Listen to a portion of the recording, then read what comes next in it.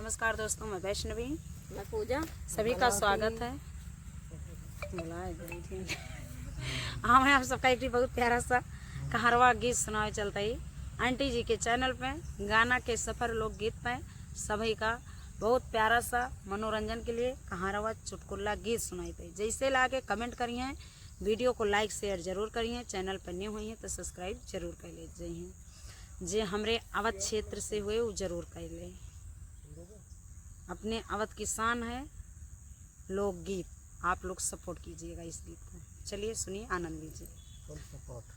ऊंची सड़क नीची बगिया हो बंदरा कूदत जाए। ऊंची सड़क नीची बगिया हो बंदरा कूदत जाए। ससुरु कैलई गवा ढल तलवरिया, ससुरु कैलई गवा ढल तलवरिया, ससुरु कैलई गवा ढल तलवरिया, सासु कैलई गा चुनरिया हो बंदरा कूदत जाए। सासु कैलई गा चुनरिया हो बंदरा कूदत जाए।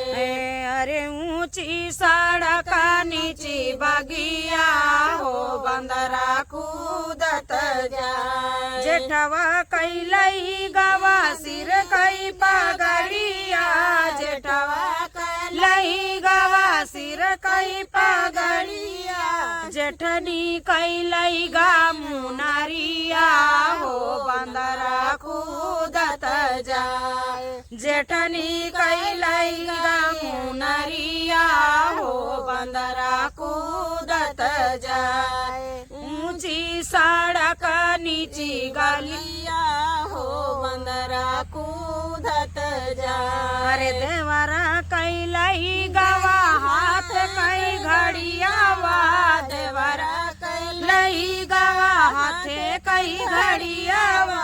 अरे ननदी कैलई गा ओढ़निया हो देवरा कूदत जाए। ननदी कैलई गा ओढ़निया हो बंदरा कूदत जाए।